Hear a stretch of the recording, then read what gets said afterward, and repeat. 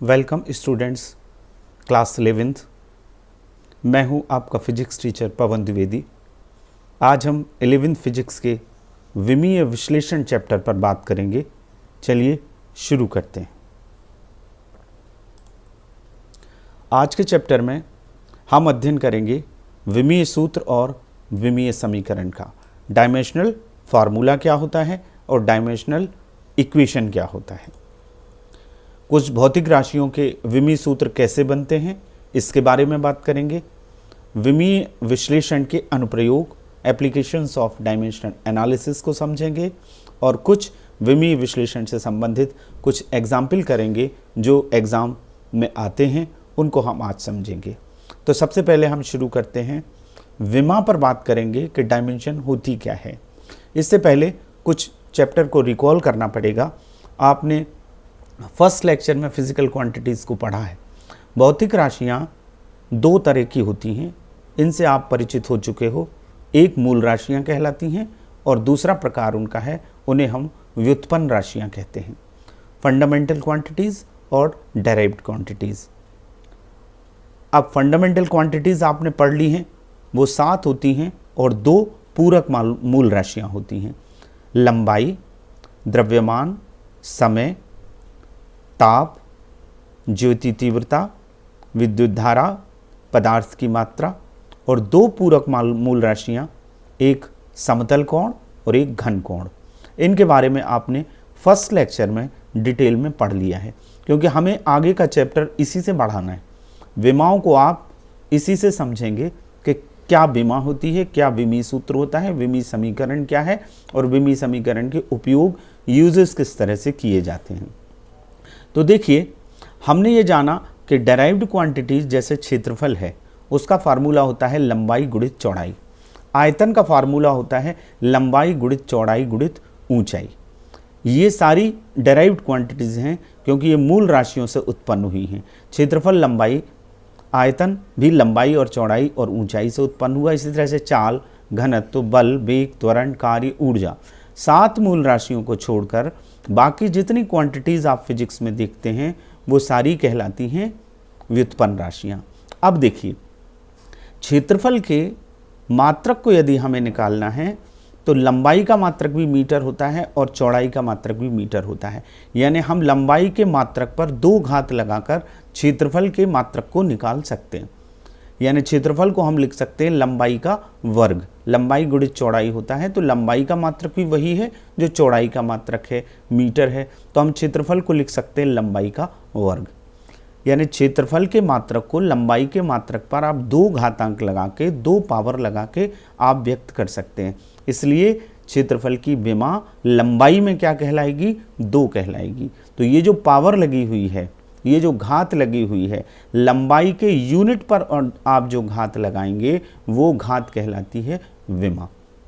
इसी तरह से आयतन को हम लिख सकते हैं, आयतन का यूनिट यदि हमको निकालना है तो लंबाई गुणित चौड़ाई गुणित ऊंचाई। तो हम लंबाई के मात्रक को 3 बार लिखेंगे, मीटर गुणित मीटर गुणित मीटर। इस तरह से वो घन मीटर आएगा।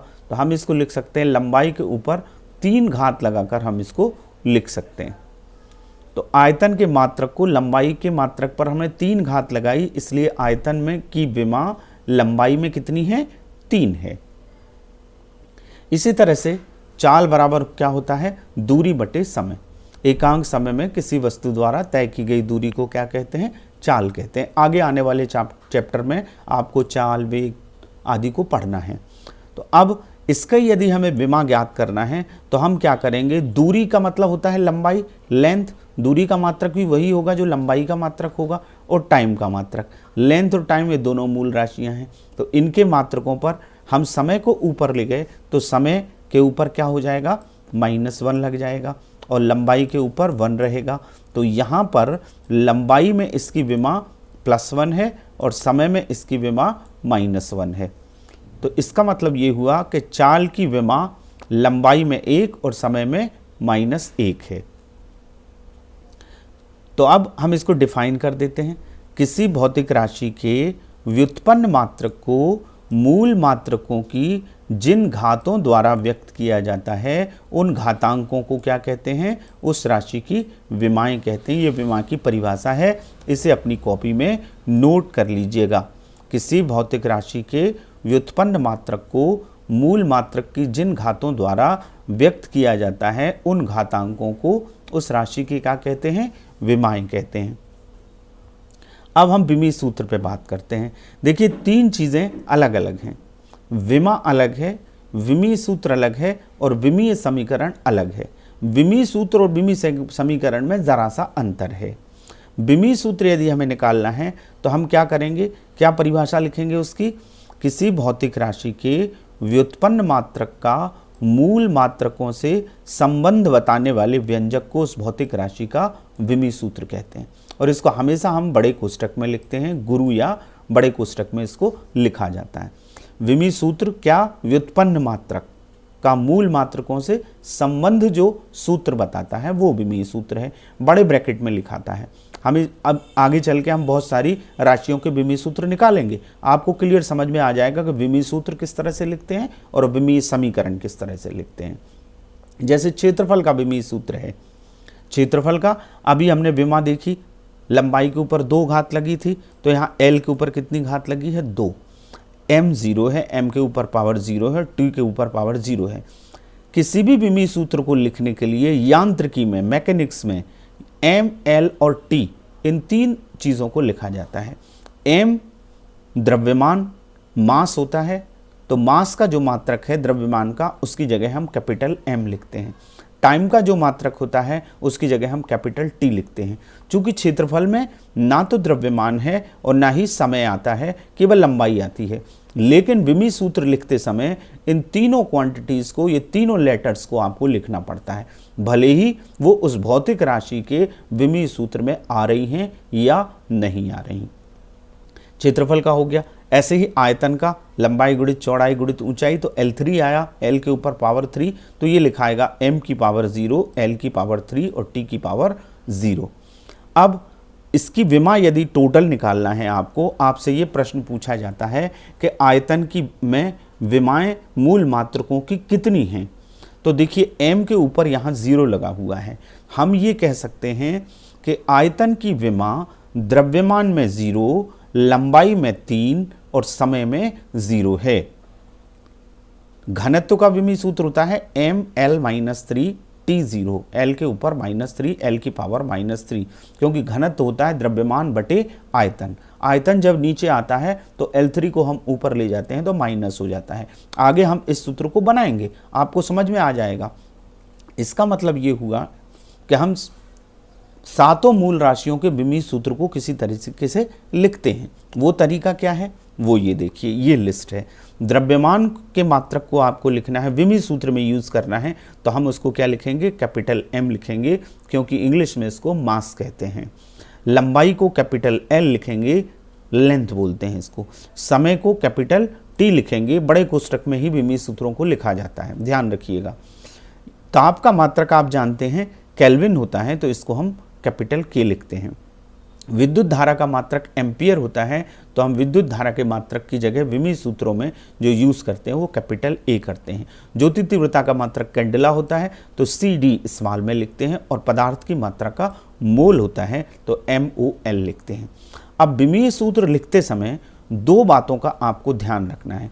विमीय सूत्र का मतलब समझ में आ गया, MLT वाले सूत्र, खास तौर से मैकेनिक्स की मैं बात कर रहा हूँ, मैं यांत्रिकी की बात कर रहा हूं, उसमें इन 3 से हमें मतलब है। सारे सूत्र आएंगे उनमें ये 3 चीज़ें आएंगी, MLT। तो MLT वाले जितने फार्मूले हैं वो कहलाते हैं विमीय सूत्र। जब आप ऊष्मागतिकी में जाएंगे या ऊष्मा को पढ़ेंगे, हीट को पढ़ेंगे, तब टेम्परेचर वाली राशियां आएंगी तो वहाँ K का यूज़ होगा विमीय सूत्रों में। जब आप 12th में पहुँचेंगे तो आप करंट को पढ़ेंगे, इलेक्ट्रिक करंट को, तो वहाँ A का यूज़ होगा। हालाँकि आपके बुक में सारे विमीय सूत्र निकालने का तरीका दिया हुआ है, तो ये सारी राशियां आपको आगे चल के समझना है। लेकिन विमीय सूत्र में 2 बातें आपको लिखते समय ध्यान रखना है, वो ये हैं, किसी भी भौतिक राशि के विमीय सूत्र को इस फॉर्म में लिखते हैं जो मैं आपको बता चुका हूँ। M के ऊपर जो घात होती है पावर A, L के ऊपर B और T के ऊपर c पावर आएगी। यानी यहाँ यदि द्रव्यमान है तो द्रव्यमान के ऊपर जितनी घात आ रही है वो आएगी, द्रव्यमान के मात्रक के ऊपर। लंबाई है तो लंबाई के ऊपर आएगी, और टाइम है तो टाइम के ऊपर आएगी। इनमें से जो नहीं है उस भौतिक राशि में, यदि कोई मूल मात्रक भौतिक राशि में शामिल नहीं है तो उसकी घात क्या लिखी जाती है? शून्य लिखी जाती है। दैट्स वाई जब क्षेत्रफल का विमीय सूत्र हमने लिखा तो हमने इसको लिखा m0 L2 T0, क्योंकि क्षेत्रफल में ना तो द्रव्यमान है और ना ही मिल है, इसलिए। लेकिन आपको लिखना ये इसी फॉर्मेट में है। कई जगह जब हम विमीय विश्लेषण करते हैं तो हमें केवल इस दो की जरूरत होती है तो हम वो भी लिख देते हैं, लेकिन कंप्लीट विमीय सूत्र MLT फॉर्म में लिखा जाता है, भले ही वो मात्रक उस भौतिक राशि में शामिल हैं या नहीं है तो उनके ऊपर घात 0 लगाइए। जैसे क्षेत्रफल का विमीय सूत्र हमने एक बार और देख लेते हैं। लंबाई गुणित चौड़ाई से बनाया L × L। लेंथ का मात्रक मीटर होता है और ये विड्थ का मात्रक भी क्या होता है? मीटर होता है। तो L2 आएगा, लेकिन इसका कंप्लीट कैसे लिखाएगा? m की पावर 0, L की पावर 2 और t की पावर 0, m0 L2 T0। इस तरह से हम लिखेंगे। उसी तरह से अब हम विमीय समीकरण की बात करते हैं। देखिए माइनर सा डिफरेंस है डायमेंशनल इक्वेशन और डायमेंशनल फार्मूले में। देखिए यदि किसी भौतिक राशि को उसके विमीय सूत्र, यहां समीकरण की जगह क्या आएगा? सूत्र आएगा। विमीय सूत्र जो हमने अभी बताया था आपको, जैसे क्षेत्रफल का बताया था, विमीय सूत्र के बराबर लिखने पर प्राप्त समीकरण को उस राशि का विमीय समीकरण कहते हैं। या दूसरे शब्दों में हम लिख सकते हैं किसी भौतिक राशि को उसके विमीय सूत्र से संबंधित करने वाला जो समीकरण होता है वो कहलाता है उस भौतिक राशि का विमीय समीकरण। अब इस बात को समझ लीजिए, जैसे एरिया का विमीय सूत्र हमने लिखा m0 L2 T0। यदि मैं इसके बाईं तरफ एरिया का संकेत कैपिटल A लिख दूं तो ये विमीय समीकरण बन जाएगा। यदि मैं आयतन का विमीय सूत्र लिख रहा हूं और उसके लेफ्ट हैंड साइड मैं V लिख दूं वॉल्यूम, आयतन को इंग्लिश में वॉल्यूम कहते हैं, वॉल्यूम इक्वल्स टू m की पावर 0, L की पावर 3 और t की पावर 0, तो ये कहलाता है विमीय समीकरण। जब हम उस क्वांटिटी के संकेत को जिससे डिनोट करते हैं उसको हम बराबर में लिख देते हैं तो वो क्या कहलाता है? विमीय समीकरण। देखिएगा ये आयतन का विमीय सूत्र है, m की पावर 0, L की पावर 3 और T0, m0 L3 T0। लेकिन इसका विमीय समीकरण क्या होगा? हम आयतन को क्या कहते हैं? इंग्लिश में वॉल्यूम कहते हैं। तो बड़े कोष्टक में यदि मैं यहाँ V लिख देता हूँ और बराबर में ये विमीय सूत्र लिख देता हूँ, इस तरह से लिखना ये विमीय समीकरण है, ये डायमेंशनल इक्वेशन है। और इस तरह से अकेले सूत्र को एक ब्रैकेट में लिखना, बड़े ब्रैकेट में, ये विमीय सूत्र है। उस भौतिक राशि का आप बराबर के इस तरफ यानी लेफ्ट हैंड साइड यदि उसका संकेत शामिल कर देते हैं तो वो विमीय समीकरण कहलाता है। जैसे घनत्व होता है, अभी हमने समीकरण बनाया था, निकला कैसे है वो समझ लीजिए। घनत्व होता है द्रव्यमान बटे आयतन। तो इसका विमीय सूत्र हम कैसे निकालेंगे? द्रव्यमान का मात्रक होता है किलोग्राम, तो m आएगा कैपिटल M, और आयतन का विमीय सूत्र ये ऊपर लिखा हुआ है। हम अभी यहाँ केवल L3 लेंगे, जब इसको कंप्लीट बना लेंगे तो इसमें T भी शामिल कर देंगे। अब इस L3 को आप जब ऊपर ले जाएंगे तो L के ऊपर पावर कितनी हो जाएगी? -3 की हो जाएगी। लेकिन इसमें T नहीं है तो T के ऊपर क्या लिखाएगा? 0 लिखाएगा। ये घनत्व का विमीय सूत्र है। चूंकि घनत्व को इंग्लिश में डेंसिटी बोलते हैं, यदि मैं इसके यहाँ बाजू में D लिख देता हूँ, घनत्व का विमीय समीकरण हो जाएगा वो। यदि D लिख दूं, density equals to m0 L3 T0, तो ये कहलाएगा विमीय समीकरण। अकेला ये लिखूंगा तो विमीय सूत्र, और D बराबर लिखूंगा तो ये कहलाएगा विमीय समीकरण। तो आपको विमा, विमीय सूत्र और विमीय समीकरण तीनों बातें समझ में आ गई होंगी। अपनी कॉपी में इन चीज़ों को नोट करिएगा। अब हम कुछ भौतिक राशियों के विमीय सूत्र निकाल के देखते हैं कैसे निकलते हैं। पहली हमारी क्वांटिटी है चाल। नेक्स्ट चैप्टर जब आएगा तब आपको वेग भी पढ़ना है, चाल भी पढ़ना है, एक समान गति पढ़ना है, सरल रेखीय गति। कुछ क्वांटिटीज़ आपको यहाँ पर देखने को मिलेंगी जो आगे के चैप्टर्स में आपको आएंगी, आपको उनको सुन के घबराना नहीं है। देखिए पूरी फिजिक्स में वो क्वांटिटीज़ आएंगी और धीरे धीरे जैसे जैसे फिजिक्स आगे बढ़ेगी आपको वो चीज़ें समझ में आती जाएंगी। अभी उनके फार्मूले आप कैसे निकालते हैं ये समझ लीजिए। चाल बराबर क्या होता है, दूरी बटे समय। अब दूरी का मात्रक क्या होता है, मीटर, तो हम उसकी जगह क्या लिखेंगे, एल लिखेंगे। टाइम का सेकंड होता है, उसकी जगह क्या लिखते हैं, टी लिखते हैं। अब ये टी ऊपर जाएगा, ऊपर जाएगा तो टी के ऊपर यहाँ प्लस एक घात है, ऊपर जाके क्या हो जाएगी माइनस एक। तो चाल का विमीय सूत्र क्या हो गया, L T minus one, L T की पावर माइनस वन। लेकिन कंप्लीटली इसको कैसे लिखेंगे, M zero L T minus one, M की power zero L T minus one. ये चाल का विमीय सूत्र है। यही वेग का भी विमीय सूत्र है। देखिए बहुत सारी ऐसी राशियां होती हैं जिनके विमीय सूत्र बराबर रहते हैं, एक से रहते हैं, और कुछ राशियां ऐसी होती हैं जो विमाहीन राशियां कहलाती हैं, जिनमें जब आप विमीय सूत्र निकालें एम एल और टी तीनों के ऊपर पावर जीरो आ जाए वो कहलाती है विमाहीन राशि। जैसे एक राशि है कोण बराबर चाप बटे त्रिज्या, तो चाप भी लेंथ होती है और त्रिज्या भी लेंथ होती है, तो ऊपर भी एल आता है और नीचे भी एल आता है, तो एल के ऊपर क्या आ जाता है, जीरो। लिहाजा उसका जो विमीय सूत्र बनता है वो बनता है M zero L zero T zero. तो ये विमाहीन राशि है। कोण क्या है, विमाहीन राशि है। ऐसे ही एक विकृति राशि होती है। तो हम दूसरा सूत्र बनाते हैं अभी, त्वरण। त्वरण नेक्स्ट चैप्टर में आपने पढ़ना है, 9th में, लेकिन आपने पढ़ा है वेग परिवर्तन की दर को त्वरण कहते हैं। तो ऊपर वेग आ रहा है, नीचे समय आ रहा है। अब वेग का या चाल का विमीय सूत्र क्या है, ये है। तो अब इसके ऊपर में हम क्या रख देंगे, एल टी माइनस वन, और नीचे टाइम है तो ये क्या आ जाएगा, टाइम आ जाएगा। अब इस टाइम को आप ऊपर ले जाएंगे, भाग में घातें, घात जब ऊपर जाती है तो वो ऋणात्मक हो जाती है। नीचे यदि ऋण है तो ऊपर जाके प्लस हो जाएगी, नीचे यदि प्लस की घात है तो ऊपर जाके माइनस हो जाएगी। यहाँ प्लस वन है, कुछ नहीं लिखा है घात में, आपने ये गणित में इतना तो आप जानते हैं, कुछ नहीं लिखा है तो इसका मतलब है पावर कितनी लगी है, वन लगी है। तो हमारा वन ऊपर गया तो माइनस वन और माइनस वन क्या हो जाएगा, माइनस टू। तो कंप्लीट सूत्र क्या लिखाएगा त्वरण का, M zero L T minus two. अब हम तीसरी क्वांटिटी देखते हैं, बल बराबर होता है द्रव्यमान गुणित त्वरण। न्यूटन का जब आप दूसरा नियम पढ़ेंगे तो ये बड़ा प्रसिद्ध नियम है और ये डेरिवेशन परीक्षा में पूछा जाता है कि न्यूटन का गति का द्वितीय नियम लिखिए एवं इसके आधार पर सिद्ध कीजिए F बराबर ma। F बराबर ma का मतलब force equals to mass into acceleration. तो फोर्स निकालने के लिए ये फार्मूला है द्रव्यमान गुणित त्वरण। अब यहाँ त्वरण का विमीय सूत्र हम निकाल चुके हैं, वो ये है। हमें बल का निकालना है, तो आपको पता है द्रव्यमान को हम क्या लिखते हैं, कैपिटल M लिखते हैं, तो ये कैपिटल M आ गया। त्वरण का विमीय सूत्र क्या आया, एल टी माइनस टू। यहाँ M आ गया था इसलिए हमने इसको पूरा नहीं लिखा, M की पावर जीरो नहीं लिखा क्योंकि M वन आ गया। तो ये कंप्लीट फार्मूला क्या आ गया, M L T minus to.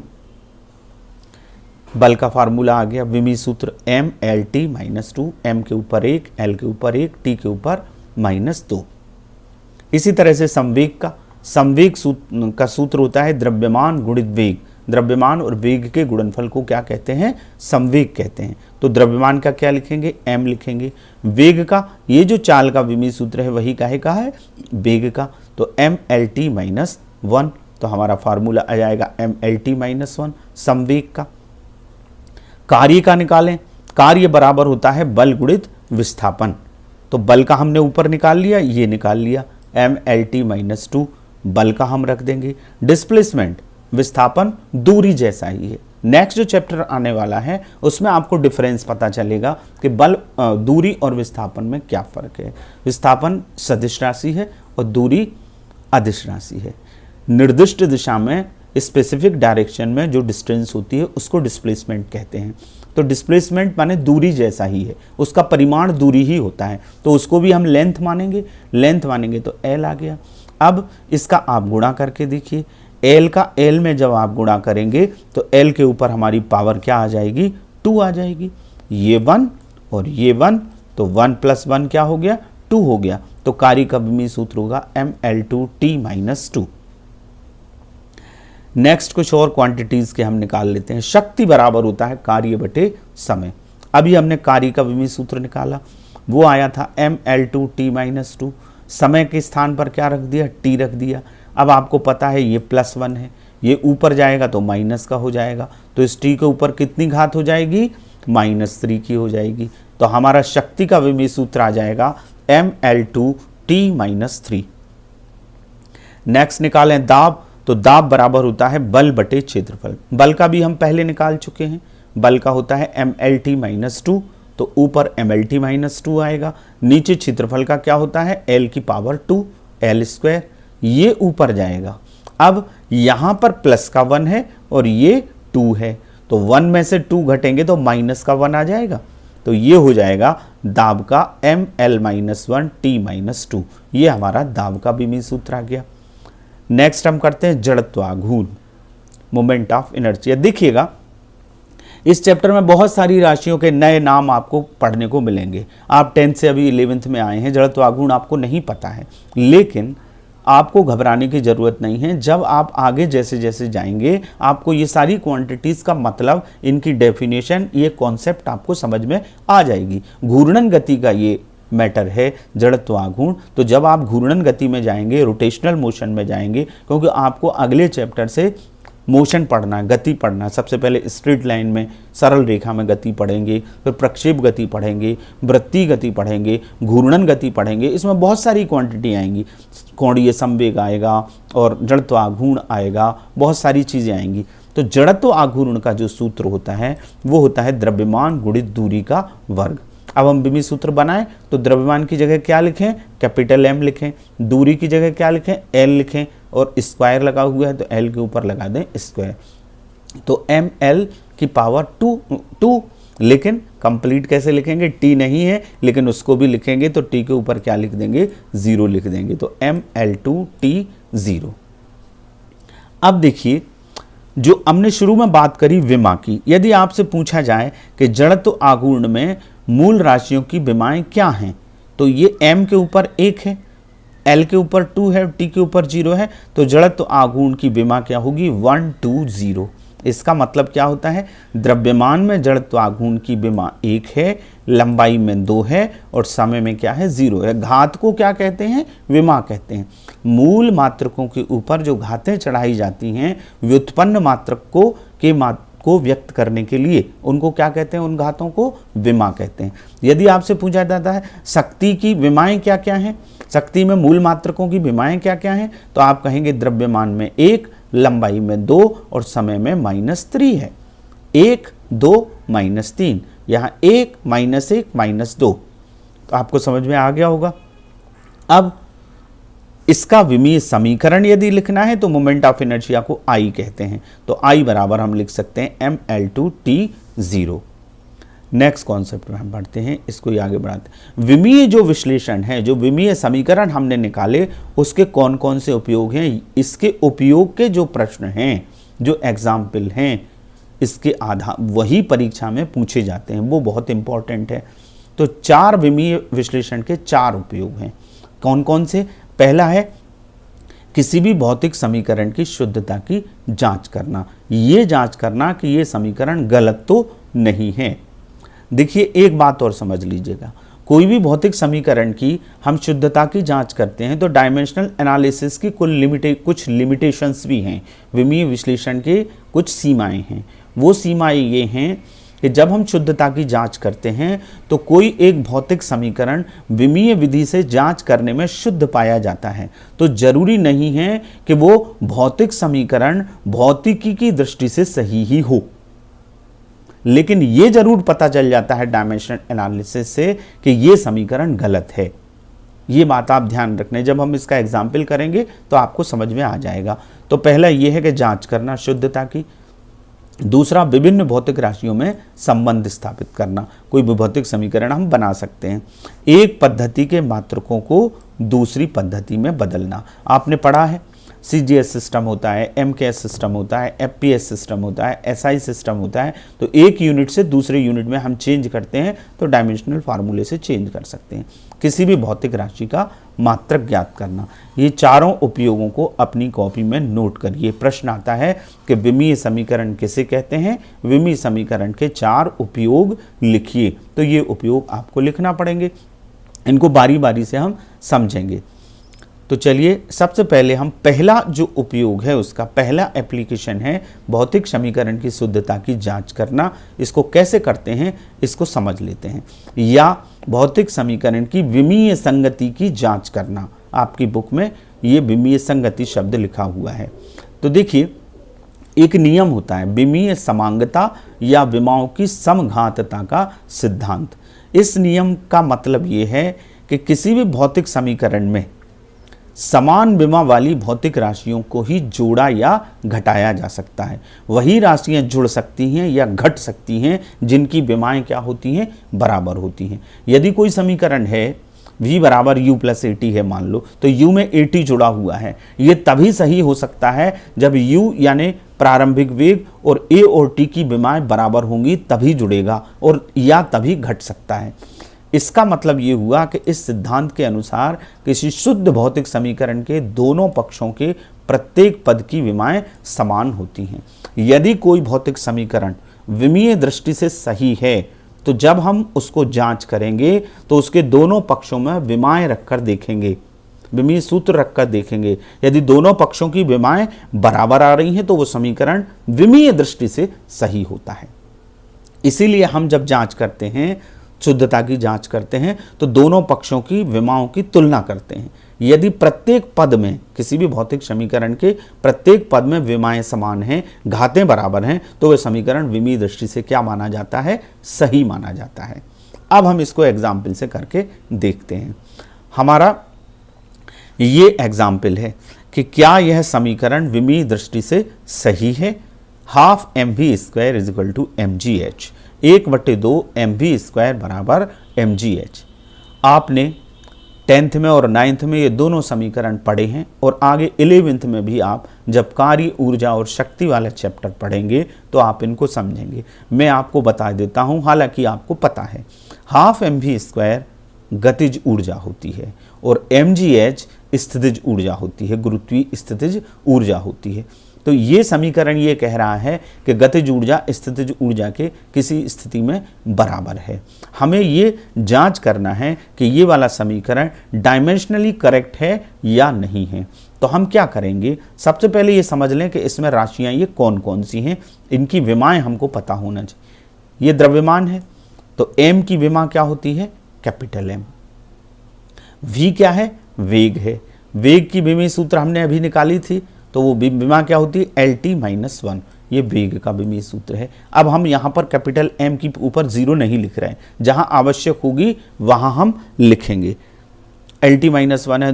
दूसरी तरफ देखिए G है, G को कहते हैं हम गुरुत्वीय त्वरण। क्या कहते हैं, गुरुत्वीय त्वरण। ये भी आपको गुरुत्वाकर्षण में पढ़ना है। G बराबर 9.8 होता है गुरुत्वीय त्वरण। स्वतंत्रतापूर्वक नीचे गिरती हुई वस्तु के वेग परिवर्तन की दर को क्या कहते हैं, गुरुत्वीय त्वरण कहते हैं। तो जी की विमा क्या होती है, जो त्वरण की विमा है वही गुरुत्वीय त्वरण की विमा होगी, LT-2। h का मतलब है हाइट, तो h हाइट यानी लेंथ। हाइट को हम किस में नापेंगे, मीटर में, तो इसकी विमा क्या होगी, L। अब हम दोनों पक्षों में ये विमीय सूत्र, ये विमाएं रखकर देखेंगे। यदि दोनों पक्षों की विमाएं बराबर आ रही हैं तो ये समीकरण विमीय दृष्टि से क्या होगा, सही होगा। तो देखिए बाएं पक्ष की लेफ्ट हैंड साइड में क्या लिखा हुआ है, हाफ एम वी स्क्वायर। हमने 1/2 ये संख्या है, ये संख्या है, तो इसकी कोई विमा, इसको कुछ नहीं लिखना आपको, इसकी कोई विमा नहीं है, विमाहीन ये एक नियतांक लगा हुआ है, संख्या लिखी हुई है, तो उससे आपको मतलब नहीं। आपको मतलब है एम वी स्क्वायर से, और इस तरफ आपको मतलब है एम जी एच से। तो अब आप इसका विमाएं रखिएगा। तो स्मॉल एम की विमा क्या रखी है हमने, कैपिटल एम। v वेग की विमा रखी LT-1, और उसके ऊपर स्क्वायर लगा है तो हमने यहाँ स्क्वायर लगा दिया। अब आपको घातांक का नियम पता है, x की पावर m की पावर n होता है x की पावर m इंटू n। यदि घात के ऊपर घात है तो दोनों को क्या हो जाता है, गुणा हो जाता है। तो यहाँ 2 ऊपर लगा हुआ है, यहाँ आपको पता है 1 घात है प्लस की, तो इस 2 का अंदर गुणा होगा, तो ये आएगा m l की पावर 2 का 1 में गुणा हुआ 2, और 2 का -1 में हुआ तो -2। तो ये आया हमारे पास बाएं पक्ष में m l की पावर 2 t की पावर -2, ml2t-2। अब हम देखते हैं राइट हैंड साइड में क्या आता है। राइट हैंड साइड में mgh है, तो mgh में m की विमा हमने रखी, G की विमा हमने रखी LT-2 और H की विमा रखी हमने L। अब आप इसको गुणा कर लीजिएगा, तो L का इस L में गुणा होगा तो L की पावर क्या आ जाएगी, 2 आ जाएगी। तो हमारे पास क्या आ जाएगा, हमारे पास आ जाएगा ML2T-2, इस तरह से आ जाएगा। देखिए हमने इसको रखा, इन तीनों मानों को रखा, तो L का L में गुणा किया तो हमारा आया ML की पावर 2 T की पावर -2। अब इन दोनों को देखिए, आप इन दोनों को देखिए तो देखिए LHS में M के ऊपर 1 है, यहाँ M के ऊपर +1 है, L के ऊपर यहाँ 2 है, यहाँ L के ऊपर 2 है, यहाँ -2 है T के ऊपर, यहाँ T के ऊपर -2 है। इसका मतलब क्या हुआ कि दोनों पक्षों की विमाएं बराबर हैं। दोनों पक्षों में जितने पद होते हैं उन सभी पदों की विमाएं बराबर होना चाहिए, तब भौतिक समीकरण विमीय दृष्टि से क्या होता है, शुद्ध होता है या करेक्ट होता है। तो दिस इक्वेशन इज करेक्ट। तो क्या लिखेंगे, दोनों पक्षों की विमाएं समान हैं, इसलिए यह समीकरण विमीय दृष्टि से सही है। इसे भी आप करके देखें, अपनी कॉपी में नोट करें। चलिए एक और एग्जाम्पल से हम इस एप्लीकेशन को समझते हैं। हमारा प्रश्न है, विमीय विधि से समीकरण V बराबर U प्लस AT की शुद्धता की जांच कीजिए। तो ये गति का प्रथम समीकरण है, हमें मालूम है कि ये सही है। आपने 9th में गति के 3 समीकरण पढ़े हैं, आप 11th में भी पढ़ने जा रहे हैं, 11वीं में भी आप पढ़ेंगे। नेक्स्ट चैप्टर वो आ रहा है, उसको आप ग्राफीय विधि से निकालेंगे और आप कैलकुलस मेथड से निकालेंगे। नया गणित आप पढ़ेंगे, नया गणित होता है डिफरेंशियल कैलकुलस, इंटीग्रेशन, ये सब 11th में आपको पढ़ना है, तो आप उससे इन समीकरणों को समझेंगे। तो ये गति का पहला समीकरण है। 3 समीकरण आपने पढ़े, B बराबर U प्लस AT, S बराबर UT plus half AT square और V square is equal to U square plus 2AS। हम नेक्स्ट चैप्टर में उसकी बात करेंगे। तो हम इनको समझ लें कि ये दोनों वेलोसिटी हैं। ये क्या है, इनिशियल वेलोसिटी है और ये फाइनल वेलोसिटी है। ये प्रारंभिक वेग है और ये अंतिम वेग है। A एक्सेलरेशन है, त्वरण है, और T टाइम है। तो सबसे पहले हम जब जांच करेंगे तो हमें इनके विमीय सूत्र पता होना चाहिए, इनकी विमाएं पता होना चाहिए। अब देखिए V और ये दोनों वेग हैं, तो वेग की विमा क्या है, LT-1। अभी हमने पिछले यूज की थी, पिछले एग्जाम्पल में। त्वरण का विमीय सूत्र हमें पता है LT-2, m0 LT-2 होता है, हम केवल LT-2 लिखेंगे। टी की विमा क्या होती है, टी को हम कैपिटल टी से लिखते हैं, टी के यूनिट को विमीय टर्म्स में, डायमेंशनल एनालिसिस में, तो कैपिटल टी हो गया। अब इन सारी चीज़ों की विमाएं हमको पता चल गई, वी की, यू की। अब हम LHS और RHS की विमाओं की जांच कर लेंगे। LHS को देख लेते हैं, बाएं पक्ष में केवल V है, तो V की विमा हमने क्या रखी, LT-1। अब हम दाएं पक्ष में देख लेते हैं, दाएं पक्ष में U प्लस AT है, तो U की जगह तो यही आएगा LT-1। AT, तो A की विमा क्या है, LT-2 और T की विमा क्या है, T। अब इसका इसमें गुणा कर दीजिए, तो यहाँ -2 की पावर है और यहाँ +1 की पावर है, तो -2 में से +1 घटेगा तो -1 आएगा। अब इतने के बाद आपका काम हो गया। अब आप चेक कर लीजिए, ये हमारा LHS है और ये हमारा RHS है। यहाँ दोनों पदों में देखिएगा, यहाँ जितने L हैं उनके ऊपर 1 पावर है, तो यहाँ L के ऊपर 1 पावर है। यहाँ जितने T हैं, T-1, यहाँ भी T के ऊपर -1 पावर है। इसका मतलब क्या है, इसका मतलब ये है कि दोनों पक्षों की विमाएं बराबर हैं, इसलिए यह समीकरण भी विमीय दृष्टि से क्या है, बिल्कुल करेक्ट है। दोनों पक्षों की विमाओं की आप तुलना कर लें, यदि पावर्स बराबर आ रही हैं तो वो समीकरण क्या होता है, सत्य होता है, शुद्ध होता है। इस तरह के प्रश्न हमारे एग्जाम में पूछे जाते हैं। देखिए कई बार तो ये होता है कि जैसे गति के समीकरणों की शुद्धता की जांच कराई जा रही है, तो आपको तो ये पहले से ही पता है कि वो समीकरण सही है। अब आपका उत्तर जो आना चाहिए वो इस तरीके का आना चाहिए कि विमाएं बराबर हों, तब आप ये कर सकते हैं। तो दोनों पक्षों की विमाएं बराबर हैं। अब हम दूसरे एप्लीकेशन पर बात करते हैं और इसको भी एक उदाहरण से समझेंगे। ये एप्लीकेशन भी बहुत इंपॉर्टेंट है।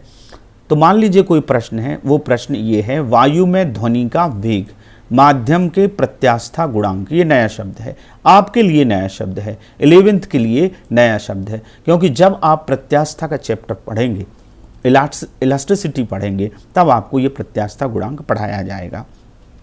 कैपिटल ई इसको कहते हैं, प्रतिबल और विकृति के अनुपात के बराबर होता है। ये सारी चीज़ें नई हैं, अभी आपको नई लग रही हैं, लेकिन जैसे जैसे आप आगे पढ़ेंगे सब चीज़ें आपको पता लग जाएंगी। घनत्व पर निर्भर करता है। विमी विधि से ध्वनि के वेग के लिए संबंध स्थापित कीजिए या वेग का सूत्र ज्ञात कीजिए। तब हम क्या करेंगे, हमें विमीय समांगता के सिद्धांत को ध्यान में रखना है कि दोनों पक्षों की विमाएं बराबर होती हैं। तो कोई भी इस प्रकार का प्रश्न दिया रहेगा तो इसमें एक कोई भौतिक राशि दो या दो से अधिक राशियों पर निर्भर आपको बताई जाएगी। तो आपको सबसे पहले क्या करना है, जिसका फार्मूला हमको निकालना है, जैसे इसमें ध्वनि के वेग का फार्मूला निकालना है तो उसको इस तरफ लिखिएगा लेफ्ट हैंड साइड, और जिस जिस पे निर्भर करती है समानुपाती लगा के उस पे घातें लगाइए। यदि वो दो क्वांटिटी हैं तो ए और बी घात लगा दीजिए, यदि वो तीन क्वांटिटी हैं तो ए बी सी लगा दीजिए, यदि वो चार क्वांटिटीज पे डिपेंड कर रही है, चार राशियों पे डिपेंड कर रही है तो उसके ऊपर A B C D E, आप एक्स वाई जेड कुछ भी ले सकते हैं। तो आपको इस तरह से लिखना है। ध्वनि का वेग हो गया भी, माध्यम के प्रत्यास्थता गुणांक को हम क्या कहते हैं, capital E, constant of elasticity होता है, coefficient of elasticity capital E, और डेंसिटी को डी कहते हैं। तो अब भी का फार्मूला निकालना है, तो भी समानुपाती आएगा ई की पावर ए डी की पावर बी। जैसा कि मैंने बताया, जिस राशि का आपको सूत्र बनाना है वो यदि दो या दो से अधिक राशियों पर डिपेंड कर रही है तो ये यहां पावर्स बढ़ती जाएंगी। ई के ऊपर ए, डी के ऊपर, यदि तीसरी क्वांटिटी इसमें दी होती तो हम उसके ऊपर सी घात लगा देते, चौथी दी होती तो हम उसके ऊपर ई घात लगा देते। अब फिजिक्स में एक नियम है कि जब आप प्रोपोर्शनल को बराबर में बदलते हैं तो यहाँ एक कांस्टेंट का यूज़ करते हैं, समानुपाती को बराबर में बदलते हैं। तो हमने क्या लगा दिया, एक कांस्टेंट लगा दिया, एक नियतांक लगा दिया, स्थिरांक लगा दिया, वो के है। तो ये समानुपाती किस में बदल गया, बराबर में बदल गया। अब इसको आप समीकरण 1 दे दीजिए। इसी समीकरण के दोनों पक्षों में हम विमाएं रखेंगे, विमीय सूत्र रखेंगे और विमाओं की तुलना करेंगे। उसके लिए क्या करना पड़ेगा, इन तीनों राशियों के हमें विमीय सूत्र पता होने चाहिए। के जो है कांस्टेंट है उसका विमीय सूत्र हमको नहीं रखना है, के एक नियतांक है। तो v की विमाएं आपने अभी पढ़ा, v इक्वल टू होता है, ये m के ऊपर क्या है, 0 है, m नहीं आता वेग में, वेग बराबर होता है चाल बराबर या वेग बराबर दूरी बटे समय। तो दूरी l और समय t lt -1, तो m के ऊपर क्या आएगा, 0 आएगा। तो m0 lt -1। प्रत्यास्थता गुणांक का सूत्र होता है विमीय सूत्र m l -1 t -2। देखिए ये प्रतिबल बटे विकृति के बराबर होता है। आगे आप पढ़ेंगे प्रतिबल होता है प्रत्यानयन बल बटे क्षेत्रफल। तो बल का होता है mlt -2, क्षेत्रफल को होता है L2। तो ऊपर जब L2 जाता है तो LT -1 आ जाता है, और विकृति विमाहीन राशि है, L/L होती है। तो इसका विमीय सूत्र होता है ml -1 t -2। डेंसिटी का आपने अभी निकाला है, ml -3 t0 आएगा। तो हमें इसकी ज़रूरत है, इतना हमने लिख लिया, v की विमाएं, e की विमाएं और d की विमाएं। अब हम क्या करेंगे, ये हमने अभी तक किया, हमने तीनों राशियों की विमाएं लिख ली, वेलोसिटी की, कोफिशिएंट ऑफ इलास्टिसिटी की और डेंसिटी की, वेग की, प्रत्यास्थता गुणांक की और घनत्व की। अब हम इसके दोनों पक्षों में ये विमीय सूत्र रख देंगे इस समीकरण के। के का आपको नहीं रखना है, के नियतांक है, के का आपको विमीय सूत्र नहीं रखना है, विमाहीन नियतांक है ये। तो v की जगह हमने क्या लिखा, m0 lt -1। ई की जगह हमने क्या लिखा, ये ई का विमीय सूत्र ml -1 t -2 और इसकी पावर a। और डी के ऊपर, डी की जगह हमने क्या लिखा, ml -3 और इसके ऊपर पावर क्या लगी है, b लगी है। अब जब पावर के ऊपर पावर है तो वही घातांक का नियम लगेगा, x की पावर m की पावर n होता है x की पावर m इंटू n, दोनों घातों का क्या हो जाता है, गुणा हो जाता है।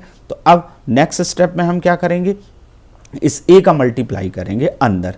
तो यहाँ m के ऊपर +1 है तो a का गुणा होगा तो m के ऊपर a आ जाएगा।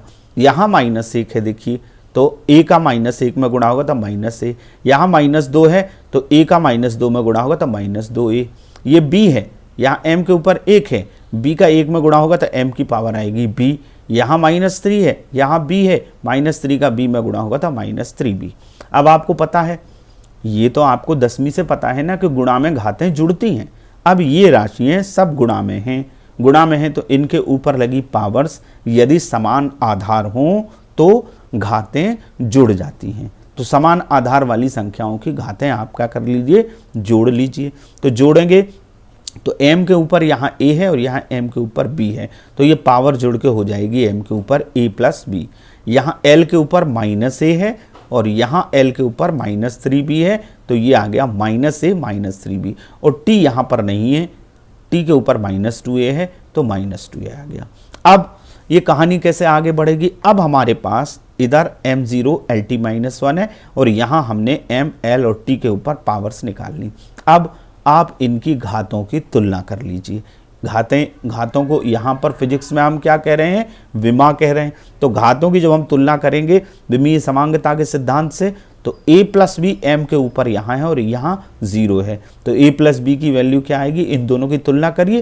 तो पहला समीकरण, दूसरा समीकरण हमारा क्या बन जाएगा, a प्लस बी, इसकी और इसकी हमने तुलना करी, तो a प्लस बी बराबर क्या आ गया, 0। यहाँ l के ऊपर माइनस a माइनस 3b है और यहाँ l के ऊपर 1 है, इन दोनों की तुलना कर लीजिए, तो ये क्या आ जाएगा, 1 आ जाएगा। l के ऊपर माइनस, इधर l के ऊपर कितना है, 1 है, प्लस का 1 है। अब इधर देखिए t के ऊपर माइनस 2a है और यहाँ t के ऊपर माइनस 1 है, तो ये तुलना कर लीजिए। हमें a और b के मान निकालना है और उनको रखना है समीकरण 1 में। वो कौन सा तरीका हो सकता है, किसी भी समीकरण से आप इससे भी निकाल सकते हैं और इन दोनों की मदद से भी निकाल सकते हैं। तो इसकी तुलना हमने की, t के ऊपर माइनस 2a, t के ऊपर माइनस 1, तो a बराबर, ये माइनस से माइनस क्या हो गया हमारा, कैंसिल हो गया, तो a बराबर क्या आ गया, 1/2। इस 1/2 को आप चाहे तो यहाँ रख दें और चाहे तो समीकरण 2 में रख दें। तो आप समीकरण 2 में रखेंगे तो आसानी से निकाल पाएंगे। समीकरण 2 में मान रखा तो a की जगह लिखा 1/2 प्लस b बराबर 0, इसका क्या हो जाएगा, पक्षांतर हो जाएगा, ये यहाँ पे आ जाएगी, तो b की वैल्यू क्या हो जाएगी, माइनस 1/2। अब हमारे पास दोनों विमाओं के मान आ गए, a का प्लस 1/2 आ गया, b का माइनस 1/2। ये दोनों a और b के मान हमें कहाँ रखना है, समीकरण 1 में रखना है। तो समीकरण 1 में हमने a और b के मान रखे, तो k e की पावर, a की जगह क्या लिखा, प्लस 1/2, d की जगह क्या लिखा, माइनस 1/2। अब इस माइनस वाली घात वाली संख्या को प्लस करने के लिए आप कहाँ ले आएंगे, नीचे ले आएंगे बटे में, तो ये नीचे आके काई की हो जाएगी, प्लस की। तो हमारा इक्वेशन क्या हो जाएगा, v बराबर k e की पावर 1/2 अपॉन d की पावर 1/2। अब इधर भी 1/2 है, इधर भी 1/2 है, हम ब्रैकेट लगा के दोनों के ऊपर 1/2 लिख सकते हैं। तो ये हो जाएगा k e upon d, bracket के बाहर ऊपर घात लग जाएगी 1/2। अब आपको पता है 1/2 घात का मतलब क्या होता है, 1/2 घात का मतलब होता है अंडर रूट, वो वर्गमूल है। वर्गमूल का निशान यदि लगा है तो हम 1/2 लिखते हैं। तो हमारा फार्मूला आ जाएगा v बराबर k under root e upon d, ये ध्वनि के वेग का सूत्र है। तो आपने देखा विमीय विश्लेषण से या विमीय समीकरणों की सहायता से हमने विभिन्न भौतिक राशियों में संबंध निकालना सीखा। ध्वनि के वेग का हमने सूत्र निकाल लिया, ध्वनि का वेग, प्रत्यास्था गुणांक और घनत्व में ये संबंध है। ऐसे कई उदाहरण आपके बुक में हैं और आपको करना है। जैसे सिंपल पेंडुलम का टाइम पीरियड होता है आवर्तकाल t, वो उसकी प्रभावकारी लंबाई l और गुरुत्वीय त्वरण g पर निर्भर करता है। उसके लिए सूत्र निकलता है ऐसा ही, t equal to k under root L upon G, K की जगह वहाँ 2 पाई आता है, वो आप करके देखिएगा, बिल्कुल ऐसा ही है, लेकिन आपको विमीय विश्लेषण के सूत्रों को करके देखना होगा। अब हम एक और इसका क्वेश्चन करते हैं। एक फार्मूला है 12th में, हालांकि इसको आप पढ़ेंगे, E equal to H nu, H Planck नियतांक कहलाता है, ये प्रकाश से संबंधित है। तो प्लांक ने ये सिद्धांत दिया था, फोटॉन सिद्धांत कहलाता है, क्वांटम सिद्धांत कहलाता है, उस गहराई में अभी आपको नहीं जाना है। ये एच प्लांक नियतांक है, इस फार्मूले से इसकी विमाएं निकालना है, जहाँ ई क्या है, ऊर्जा है, एच क्या है, प्लांक कांस्टेंट है। ये तिरछा भी जैसा है, इसको कहते हैं न्यू, ग्रीक लैंग्वेज का वर्ड है न्यू, आवृत्ति। तो ये न्यू क्या है, आवृत्ति है। तो हमें किसकी विमाएं निकालना है, प्लांक कांस्टेंट की। तो हम सबसे पहले E इक्वल टू ऊर्जा का विमीय सूत्र समीकरण लिखेंगे। ऊर्जा का विमीय समीकरण या विमीय सूत्र क्या है, E बराबर mL2T-2। देखिए ऊर्जा और कार्य, किस विमीय समीकरण 1 से। कार्य बराबर क्या होता है, बल गुणित विस्थापन। बल का विमीय सूत्र होता है mLt-2, विस्थापन का होता है L, तो mL2T-2 कार्य का होता है, जो कार्य का होता है वही ऊर्जा का होता है। किसी भी प्रकार की ऊर्जा हो, विमीय सूत्र में ये खास बात है, ऊर्जा किसी भी प्रकार की हो, चाहे वो नाभिकीय ऊर्जा हो, चाहे वो रासायनिक ऊर्जा हो, चाहे वो चुंबकीय ऊर्जा हो, चाहे वो विद्युत ऊर्जा हो, चाहे वो स्थितिज ऊर्जा हो, चाहे वो गतिज ऊर्जा हो, विमीय समीकरण एक ही रहेगा। तो विमीय समीकरण है mL2T-2। आवृत्ति, आवृत्ति होती है आवर्तकाल की उल्टी, आवर्तकाल की व्युत्क्रम होती है। आवृत्ति न्यू को या एन को या स्मॉल एफ को, आवृत्ति 3 अक्षरों से हम डिनोट करते हैं। कई जगह हम न्यू लिखते हैं, कई जगह हम स्मॉल एन लिखते हैं और कई जगह फ्रीक्वेंसी एफ लिखते हैं, स्मॉल एफ। तो frequency is reciprocal of time period, ठीक है। तो न्यू 1/t होती है, तो t ऊपर जाएगा तो t क्या हो जाएगा, -1। तो आवृत्ति का विमीय सूत्र m0L0t-, h का हमें निकालना है, तो हम इसी क्वेश्चन से सबसे पहले h निकाल लें। तो e बराबर क्या है, h न्यू, तो h बराबर हमारा क्या आएगा, E/न्यू। न्यू का हमने क्या कर दिया, पक्षांतर कर दिया, विमीय सूत्र रख दीजिए, ऊपर रख दिया E का विमीय सूत्र mL2T-2, ये रख दिया, नीचे न्यू का रख दिया, ये t ऊपर जाएगा, -1 ऊपर जाएगा, काहे का हो जाएगा, प्लस का हो जाएगा। तो जब ये प्लस का हो गया तो हमारे पास क्या आ गया, -2 + 1, तो ये आ जाएगा -1 mL2T-1, ये प्लॉन्क कांस्टेंट है। इसकी विमाएं यदि निकालना है तो वो है 1 2 -1, 1 2 -1। मैंने बताया था विमान निकालना है, यहाँ घात पे कितना आ रहा है, द्रव्यमान में 1, लंबाई में 2 और समय में क्या होगी विमा, -1 होगी। तो इस तरह से ये प्लॉन्क कांस्टेंट h की विमा हमने निकालना सीखा। देखिए अब आज हमने बहुत सारी चीज़ें समझ ली। आपके अभ्यास हेतु कुछ प्रश्नों को आप नोट करिए, आपको करना है जो जो आपने आज सीखा है। विमा, विमीय सूत्र एवं विमीय समीकरण को समझाइए। दूसरा, निम्नलिखित भौतिक राशियों के विमीय सूत्र आप ज्ञात करके देखिए। 4 भौतिक राशियाँ मैं यहाँ दे रहा हूँ आपको। पहला प्रतिबल, दूसरा पृष्ठ तनाव, तीसरा आवेग और चौथा बल। इनके विमीय सूत्र आपको ज्ञात करना है। गति का द्वितीय समीकरण है ये भौतिक समीकरण, S बराबर ut + ½ at² की शुद्धता की जांच कीजिए। S बराबर ut धन 1/2 at² की शुद्धता की जांच। और विमीय समीकरण के 4 उपयोग लिखिए। तो इस तरह से आपने ये देखा कि आज हमने विमीय विश्लेषण को कंप्लीटली पढ़ा। आशा है कि आपको समझ में आया होगा। Thank you very much.